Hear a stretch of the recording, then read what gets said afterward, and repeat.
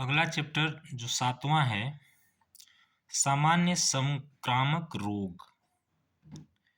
तो आइए इसको हम रिवीजन करते हैं।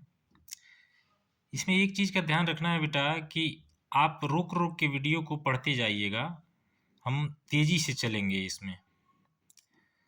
तो संक्रामक रोग का अर्थ, इसको आप वीडियो को रोक के आप इसको पढ़िए। मुख्य संक्रामक रोग जो हैं, चेचक है, छोटी माता है, खसरा है, डिप्थीरिया है, कुकुर खांसी, टिटनेस, क्षय रोग जिसको हम टीबी कहते हैं, आहार विषाक्तता, रेबीज, मलेरिया, हेपेटाइटिस, डेंगू आदि जो हैं ये संक्रामक रोग हैं। उसके बाद से संक्रामक रोगों के प्रसार। तो संक्रामक रोगों के जो रोगाणुओं का प्रसार 4 प्रकार से होता है, ये याद रखिए।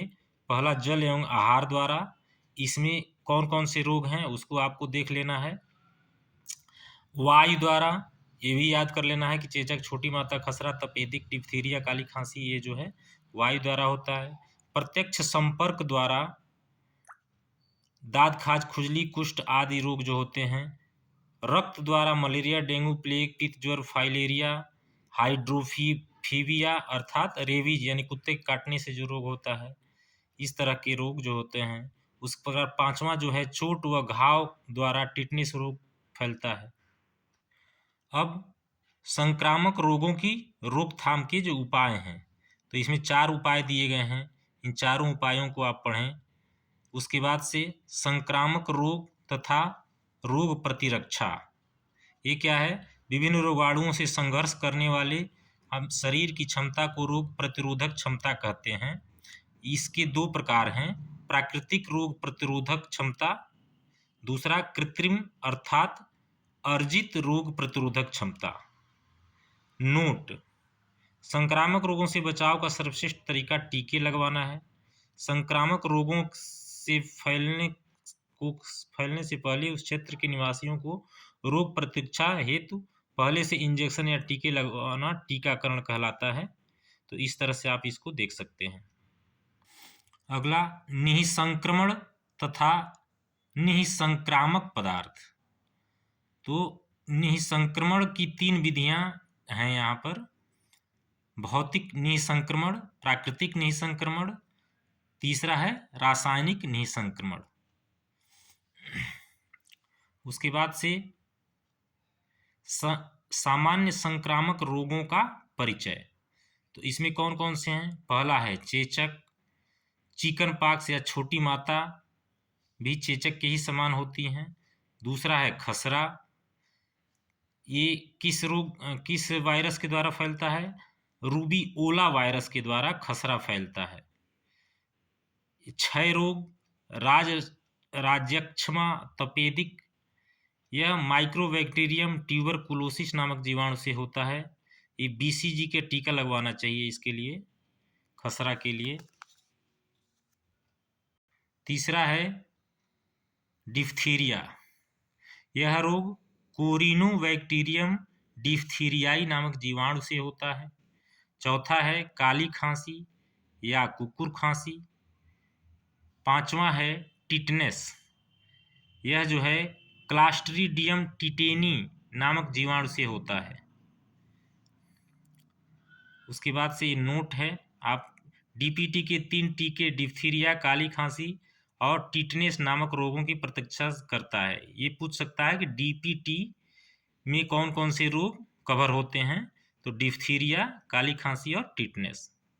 यह टीका जन्म से 5 वर्ष की अवस्था तक 3 बार लगाया जाता है। अगला है छठा मलेरिया, इसका कारण परजीवी। तो मलेरिया नामक जो बीमारी है वह प्लाज्मोडियम नामक परजीवी से फैलता है। इसको आप देख सकते हैं क्या क्या इसमें किस तरह के लक्षण होते हैं। उसके बाद से रेबीज या हाइड्रोफोबिया कहते हैं इसको, यानी पानी से डर लगने लगता है। यह आप जानते हैं कुत्ते के काटने से होता है। रेबीज एक गंभीर केंद्रीय तंत्रिका तंत्र संबंधी रोग है। हाँ, यह जानवरों के लार में यह रोगाणु पाया जाता है। लार द्वारा ही दूसरे व्यक्ति में संक्रमित भी होता है। इसके लक्षण आप देख सकते हैं रेबीज के, इसमें 1-2 लक्षण दिए गए हैं। इसको आप, चूंकि इसमें पानी को देखकर भय लगता है, इस कारण इसको हाइड्रोफोबिया भी कहते हैं। रोगी की जो मृत्यु होती है इस रोग से बहुत ही दर्दनाक होती है। रोकथाम और उपचार, इसके टीकाकरण होता है इसका। हाँ, पहले से भी इसका टीका लगवाना चाहिए बच्चों को।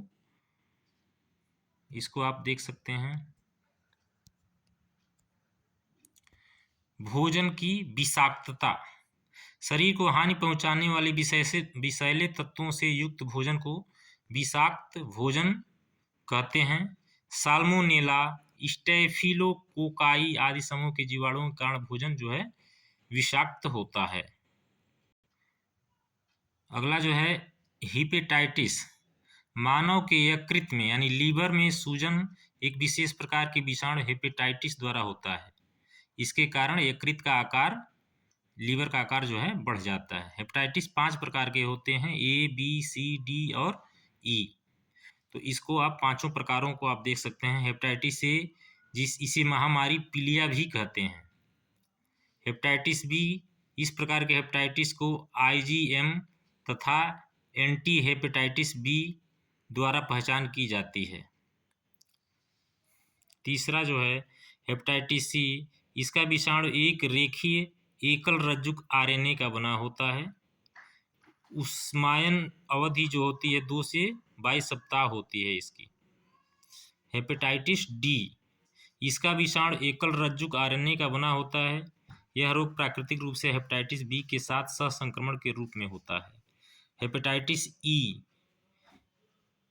इसके विषाणु में रेखीय एकल रज्जुक RNA पाया जाता है। यह आवरण विहीन होता है। तो इसको आप एक विशेषकर गर्भवती महिलाओं में होता है। संचरण फैलने की विधियां, संचरण फैलने की प्रमुख विधियां हैं। हेपेटाइटिस ए और ई के विषाणु सामान्यतः मुख से प्रवेश करते हैं। हेपेटाइटिस सी सामान्यतः दूषित रुधिर चढ़ाने से फैलता है। लक्षण जो है आप यहाँ पर देख सकते हैं, ज्वर, उल्टी, यकृत का बढ़ जाना इत्यादि है। हेपेटाइटिस बी के परीक्षण को SBT सीरम बिलिरुबिन टेस्ट कहते हैं। SBT और SGPT serum glutamic pyruvic transaminase, इसको आपको ध्यान से देना है। SBT को क्या कहते हैं? सीरम बिलिरुबिन टेस्ट, और SGPT को सीरम ग्लूटामिक पाइरुविक ट्रांसएमिनेज। उसके बाद एलिसा टेस्ट होता है, एंजाइम लिंक्ड इम्यूनो सार्वेंट एस्से। रोकथाम एवं उपचार को आप देख सकते हैं यहाँ पर। अगला है डेंगू बुखार या रीढ़ की हड्डी का बुखार। यह विषाणु द्वारा होता है जो एडिज एजिप्टाई मच्छर द्वारा फैलता है। लक्षण जो हैं, डेंगू हेमीरैजिक बुखार एक खतरनाक रोग है। इसको आप, डेंगू का परीक्षण कैसे होता है? तो एलिसा द्वारा होता है। एलिसा क्या है? एंजाइम लिंक्ड इम्यूनो सार्वेंट एस्से। एलिसा टेस्ट जो होता है वो डेंगू के लिए होता है। इसके रोकथाम के उपाय क्या हैं? इसमें डेंगू बुखार की विशेष प्रतिजैविक औषधि कोई नहीं होती है। इस बुखार के समय पैरासीटामॉल ही दिया जाता है, किंतु एस्प्रिन कभी भी उपयोग में नहीं लेना चाहिए, ये ध्यान रखना चाहिए। यह भी एक बुखार ही है जिसमें सामान्यतः पैरासीटामॉल दिया जाता है। अगला है चिकनगुनिया। यह रोग चिकनगुनिया विषाणु के कारण होता है। मच्छर की एक प्रजाति जो एडिज एजिप्टाई के काटने के फलस्वरूप यह होता है। इसके रोकथाम के उपाय, इसका विशेष कोई औषधि नहीं है। मच्छरों के प्रजनन की जगह को नियंत्रित करके इसे हम रोक सकते हैं। अगला है हाथी पांव। हाथी पांव मतलब फाइलेरिया। ये जो है एक कृमि द्वारा बूचेरिया वैंक्रोप्टाई के द्वारा उत्पन्न होता है। यह संक्रामक मादा क्यूलेक्स मच्छर के काटने से होता है। तो इसको आप देख सकते हैं।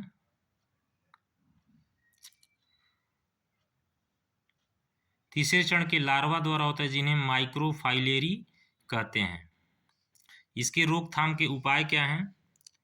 रोकथाम का उपाय, जो औषधि फील्ड या फाइलेरियसिस रोग में देते हैं उस औषधि को रोग के प्रभाव के अनुरूप 3 प्रकार से बांट सकते हैं। अगला जो रोग है वह है पीत ज्वर। यह एक गंभीर विषाणु रोग है जो एडीज एजिप्टी मच्छर के काटने से फैलता है। इस रोग के लक्षण इसमें दिए गए हैं। अगला जो रोग है वह है मस्तिष्क ज्वर। यह मेनिंजाइटिस का जीवाणुविक रूप है जो नीसेरिया मेनिंजाइटिस नामक जीवाणु से होता है। अगला है रक्ताल्पता एनीमिया यानी खून की कमी। तो रक्त संतवत यानी शरीर में खून की कमी का होना जो है रक्ताल्पता कहलाता है। रक्ताल्पता होने के निम्नलिखित कारण हैं। भोजन में लौह तत्वों की कमी हो जाती है।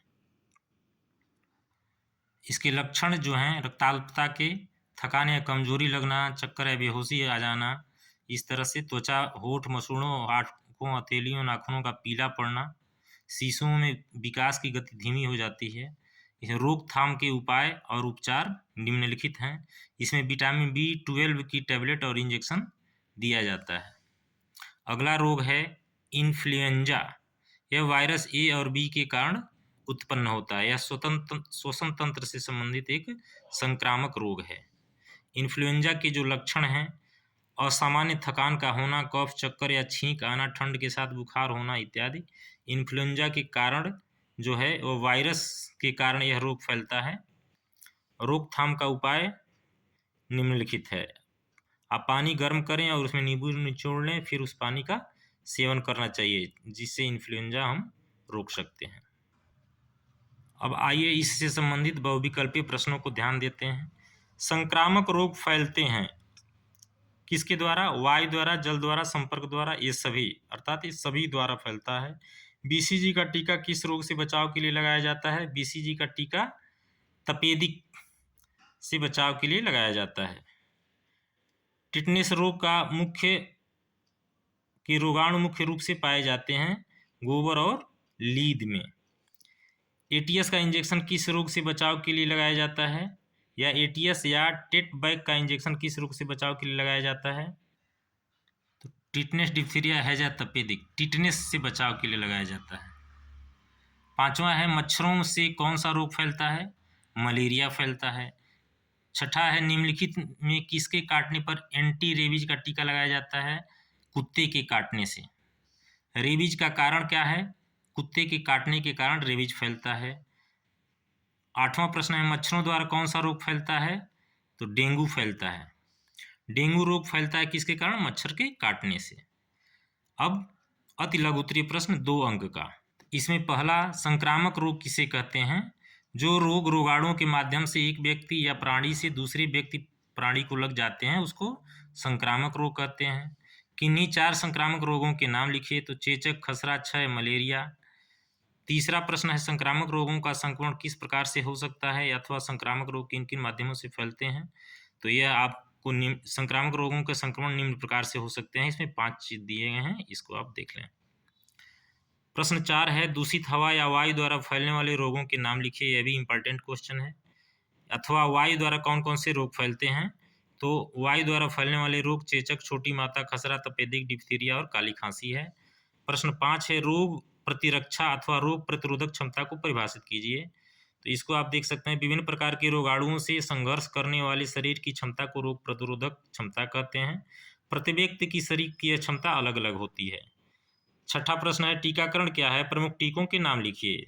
तो संक्रामक रोगों के फैलने से पहले उस क्षेत्र के निवासियों को रोग प्रतिरोध हेतु पहले से इंजेक्शन या टीके लगवाना टीकाकरण कहलाता है। जैसे इसमें प्रमुख टीके निम्नलिखित हैं। डीपीटी का टीका, डीपीटी यानी डिप्थीरिया, काली खांसी और टिटनेस। बीसीजी का टीका तपेदिक यानी टीबी से बचाव के लिए। एटीएस का टीका टिटनेस से बचाव के लिए। प्रश्न संख्या 7, 2 निःसंक्रामक पदार्थों के विषय में लिखिए। अथवा निःसंक्रामक पदार्थ किसे कहते हैं? निःसंक्रामक पदार्थों के नाम लिखिए। तो यह निसंक्रामक यानी जो संक्रमण को रोकता है, जैसे फिनाइल है, लाइसॉल है, तो ये सब निसंक्रामक पदार्थ हैं। अगला है मुख्य निसंक्रामक पदार्थों के नाम लिखिए, जैसे चूना, DDT, phenyl, carbolic acid, chlorine, bleaching powder, ये सब निसंक्रामक पदार्थ हैं। 9वां है चेचक का उद्भवन काल कितने समय का होता है, तो 10 से 12 दिन का होता है। क्षय रोग का कारण लिखिए, तो माइक्रोबैक्टीरियम ट्यूबरकुलोसिस नामक जीवाणु के कारण यह रोग फैलता है। क्षय रोग अथवा तपेदिक से बचने के लिए कौन सा टीका लगवाना चाहिए, तपेदिक से बचने के लिए जो टीका होता है उसको BCG कहते हैं।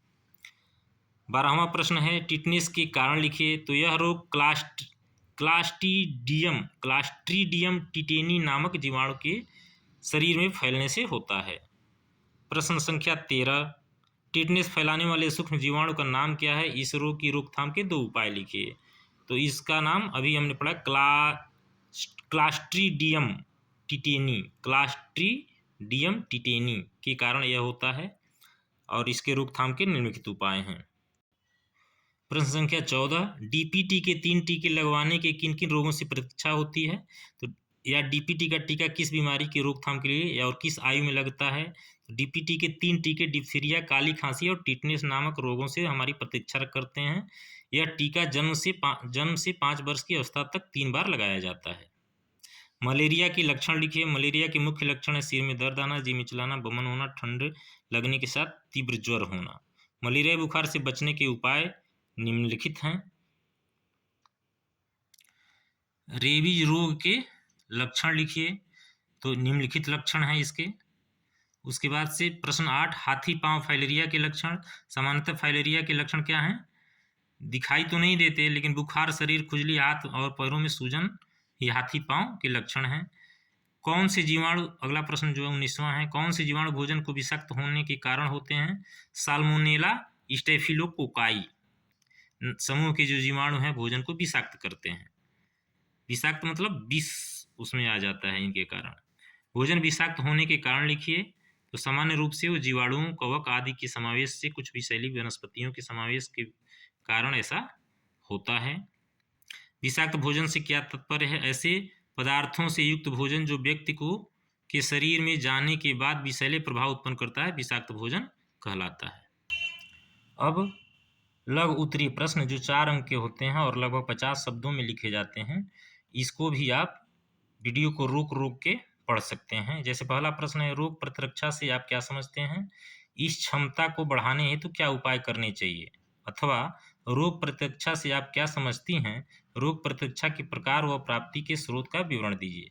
तो यहाँ पर आप इसको वीडियो को रोक के आप देख सकते हैं। प्राकृतिक रोग प्रतिरोधक क्षमता, कृत्रिम अथवा अर्जित रोग प्रतिरोधक क्षमता। उसके बाद रोग प्रतिरक्षा की प्राप्ति के स्रोत क्या क्या हैं। अगला प्रश्न जो है दूसरा, चेचक रोग की लक्षण, कारण और बचने के उपाय। तो इसमें आप चेचक रोग क्या होता है, इसे बड़ी माता भी कहते हैं। चेचक रोग के लक्षण 5 हैं, इसको आप ये देख सकते हैं। उनके लक्षणों में 6वां, 7वां और 8वां भी है। चेचक फैलने के कारण, तो यह क्या है, संक्रमण वायु के माध्यम से होता है। इसे आप, ये जो है विषाणु वेरियोला वायरस के कारण फैलता है। चेचक से बचाव के उपाय, तो चेचक से बचाव के निम्नलिखित उपाय हैं, आप देख लीजिए। 1, 2, 3, 4, 5, 6 उपाय हैं। इन उपायों को करके हम चेचक से बच सकते हैं। अगला प्रश्न तीसरा है, खसरा रोग के कारण, लक्षण और बचने के उपाय लिखिए। बहुत इंपॉर्टेंट क्वेश्चन है। तो आप देख सकते हैं कि खसरा के बारे में आप लिख सकते हैं कि यह भी चेचक की भांति एक संक्रामक रोग है। इसकी अवधि 10-15 दिन में यह संक्रमित करता है। खसरे के लक्षण क्या क्या होते हैं, हाँ, यह इसमें शरीर में दाने, तीव्र बुखार, 4-5 दिन में दाने मुरझाने और कम होने लगते हैं। खसरे से बचाव के उपाय क्या हैं, तो इसको आप देख सकते हैं कि 1, 2, 3, 4, 5 उपाय। यहाँ पर दिया गया है खसरे से बचाव के उपाय। और खसरे का उपचार क्या है? यदि खसरा बिगड़े नहीं तो किसी प्रकार के उपचार की आवश्यकता नहीं होती है। सामान्यतः अधिक गर्मी या अधिक ठंड से रोगों को बचाना चाहिए। अगला प्रश्न है काली खांसी के लक्षण लिखिए या काली खांसी के लक्षण, कारण और बचने के उपाय लिखिए। काली खांसी के लक्षण या रोकथाम के उपाय लिखिए। तो काली खांसी क्या होती है? यह भी एक संक्रामक रोग है जो बचपन में बार बार होता है। इसके समाप्ति काल 4 से 14 दिन तक का होता है। काली खांसी के लक्षण जो हैं, बच्चे के गले में दर्द होता है, ज्वर भी हो जाता है, बेचैनी होती है। काली खांसी का संक्रमण, आप इसको देख सकते हैं। काली खांसी के बचाव के उपाय, 3 उपाय दिए गए हैं, इसको हम करके काली खांसी से बच सकते हैं। अगला प्रश्न है 5वां, टिटनेस होने के क्या कारण हैं? टिटनेस के लक्षण, रोकथाम तथा उपचार लिखिए या टिटनेस रोग के कारण लिखिए। बहुत ही इंपॉर्टेंट क्वेश्चन है। टिटनेस एक अत्यधिक भयंकर एवं घातक रोग है। हाँ, यदि यदि किसी को हो जाता है तो लगभग व्यक्तियों की मृत्यु ही हो जाती है। तो बहुत इससे सावधान रहना चाहिए। यह क्लास्ट्रीडियम टिटेनी नामक जीवाणु के शरीर में प्रवेश करने से होता है। टिटनेस के लक्षण हैं, अंतिम अवस्था में रोगी के फेफड़े व हृदय काम करना बंद कर देते हैं। ये 5 लक्षण है, इसको आप देख सकते हैं। टिटनेस के उपचार, टिटनेस के उपचार, रोगी को शीघ्र अतिशीघ्र अच्छे अस्पताल में ले जाना चाहिए। रोगी को शांत स्वच्छ स्थान पर रखना चाहिए। चोट लगने पर तुरंत कोई अच्छी दवा, टिक्चर आयोडीन या ये टिटनस टॉक्साइड लगानी चाहिए। बच्चों को इस रोग से बचाने के लिए एंटी टिटनेस का इंजेक्शन भी लगाया जाता है। चोट लग जाने पर टेट बैग का इंजेक्शन लगवाना चाहिए। अगला प्रश्न है मलेरिया रोग से बचने के क्या उपाय हैं? इस रोग के लक्षण क्या हैं? मच्छरों को समाप्त या खत्म करने के उपाय बताइए। मलेरिया रोग फैलने के कारण, लक्षण और बचाव के उपाय बताइए। मलेरिया रोग के कारण और बचने के उपाय। तो इस मलेरिया क्या है? यह भी एक संक्रामक रोग है जो प्लाज्मोडियम के मानव शरीर में प्रवेश के कारण फैलता है। मलेरिया रोग के लक्षण निम्नलिखित हैं। मलेरिया से बचाव के उपाय भी निम्नलिखित हैं। तेज बुखार और ठंडे पानी की पट्टियां माथे पर रखने से शरीर का तापमान धीरे धीरे कम होता है। गुनगुने पानी में नींबू का रस मिलाकर पीने से भी बुखार कम होने लगता है। मच्छरों को समाप्त करने के उपाय, तमाम तरह के उपाय हैं जिसको हमको करना चाहिए ताकि हमारे घरों में मच्छर न लगें। अगला जो है मलेरिया का उपचार, मलेरिया की जांच करवाकर योग्य चिकित्सक के परामर्श के अनुसार दवा लेनी चाहिए और विश्राम करना चाहिए। मलेरिया में सादे और सुपाच्य भोजन के साथ दूध का सेवन करना चाहिए। अगला प्रश्न 7वां है भोजन विषाक्त कैसे होता है? विषाक्त भोजन स्वास्थ्य को किस प्रकार प्रभावित करता है? या अथवा करके इसी को कई बार पूछा गया है। भोजन की विषाक्तता क्या है? हेडिंग देंगे भोजन विषाक्तता, ऐसे पदार्थ से युक्त भोजन जो व्यक्ति के शरीर में जाने के बाद विषैला प्रभाव उत्पन्न करता है, विषाक्त भोजन कहलाता है। भोजन विषाक्तता के लक्षण तथा प्रभाव, जी मिचलाना, शरीर का थका थका सा प्रतीत होना, उल्टी दस्त आदि का लग जाना, पेट में दर्द, ऐंठन, ज्वर होना, ये सब जो हैं भोजन विषाक्तता के लक्षण हैं और उसके प्रभाव हैं। भोजन विषाक्तता से बचने के उपाय, ताज़ा भोजन नहीं प्रयोग करना चाहिए, भोजन को भली बात पकाकर उपयोग करना चाहिए, दूषित भोजन को कदापि प्रयोग नहीं करना चाहिए इत्यादि हैं। अगला प्रश्न है चिकनगुनिया रोग के लक्षण एवं उसके उपचार लिखिए। तो रोग के लक्षण हैं अचानक तेज बुखार आना, जोड़ों में दर्द होना, शरीर पर लाल चकत्ते पड़ जाना, इस तरह के। चिकनगुनिया के रोग के उपचार निम्नलिखित हैं। पपीते के पत्तों का जूस निकालकर उसका सेवन करना चाहिए। लहसुन अजवाइन को तेल के साथ मिलाकर गर्म करने के पश्चात जोड़ों पर हल्के से मालिश करना चाहिए। कच्ची गाजर का सेवन करना चाहिए इत्यादि। लौंग के तेल में लहसुन को पीस कर डालें। इसके बाद किसी भी कपड़े में लपेट कर जोड़ों पर बांध लें। इससे जोड़ों के दर्द में सहायता मिलती है। अगला प्रश्न है रक्ताल्पता से क्या अभिप्राय है? अथवा रक्ताल्पता का अर्थ या कारण लिखिए। तो एनीमिया, रक्ताल्पता का मतलब रक्त की अल्पता यानी रक्त की कमी को ही हम रक्ताल्पता कहते हैं। रुधिर वर्णिका यानी हीमोग्लोबिन की संख्या में कमी के आने से होता है। हाँ, रक्त अल्पता के कारण क्या हैं? यह शरीर में लौह तत्व की कमी हो जाती है, तो हमको इसका उपाय क्या करना चाहिए? लौह तत्व युक्त भोजन करना चाहिए। मुँह, आहार नाल, अमाशय या आंतों में रक्तस्राव होने लगता है। यौनिक रक्तस्राव या भारी मासिक स्राव के कारण भी रक्ताल्पता होती है। 1 वर्ष से कम आयु के शिशुओं द्वारा गाय और बकरी के दूध का सेवन करना चाहिए। शिशुओं को दिए जाने वाले खाद्य अनुकल्प में लौह तत्व की कमी हो जाती है, जिसके कारण रक्ताल्पता होता है। रक्ताल्पता के निम्नलिखित लक्षण हैं: थकान या कमजोरी अनुभव होना, चक्कर आना, बेहोशी होना, हाँफना, तो ये रक्ताल्पता के लक्षण हैं। अगला प्रश्न है, इन्फ्लुएंजा रोग के लक्षण और इसके उपचार लिखिए। तो इन्फ्लुएंजा क्या है? श्लेष्मिक ज्वर, एक विशेष समूह के वायरस के कारण मानव समुदाय में होने वाला एक संक्रामक रोग है। इन्फ्लुएंजा को हिंदी में श्लेष्मिक ज्वर कहते हैं। यह रोग महामारी के रूप में फैलता है। लक्षण क्या है? कँपकपी, नाक बहना, सिर दर्द इत्यादि, कान में दर्द, थकावट, अतिसार, उल्टी होना। उपचार जो है, संक्रमित व्यक्ति को बच्चों से दूर रखें। रोगी यदि बालक है तो उसे घर से बाहर न जाने दें। अधिक से अधिक आराम करें। भोजन में तरल आहार लें। 1 वर्ष में टीका अवश्य लगवाएं। उसके बाद से हेपेटाइटिस के प्रकार और लक्षण लिखिए। तो इसको हम पहले ही देख चुके हैं। तो इस तरह से इस चैप्टर में इतना ही। आप इसमें बेटा वीडियो को रोक रोक के सभी प्रश्नों को ध्यान से पढ़ें और याद करें।